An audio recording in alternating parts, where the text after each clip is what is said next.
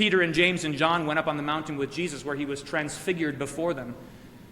And there was a cloud and a voice like thunder, and Jesus was shining bright like lightning, and that would be an overwhelming experience. And yet the truly meaningful thing, the thing that mattered most of all, was not the sight, but the simple words, "This is my beloved Son, listen to him."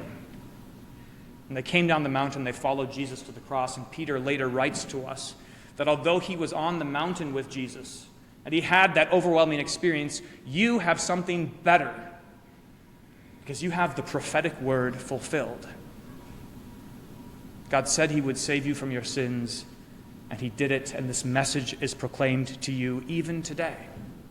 Today, in which you see the disciples all gathered together in Jerusalem. And there's something overwhelming happening. There's a ruckus, there's a wind, and there's those flames of fire above their heads, which caused all the people to gather. But did you know what made the people truly wonder?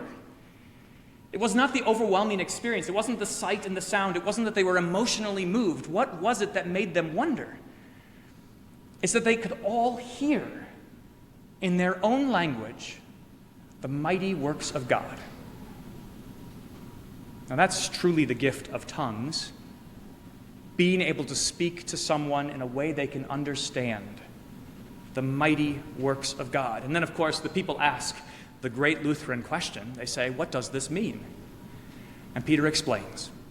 We only hear part of his sermon in the lesson today, but you should know the rest. Peter explains, none of these things are surprising.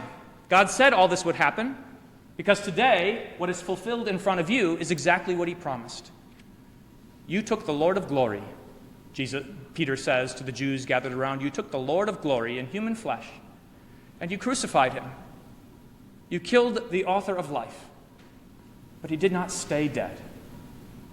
He rose from the dead so that you and your children and all who are afar off can hear and believe these precious promises, the mighty works of God.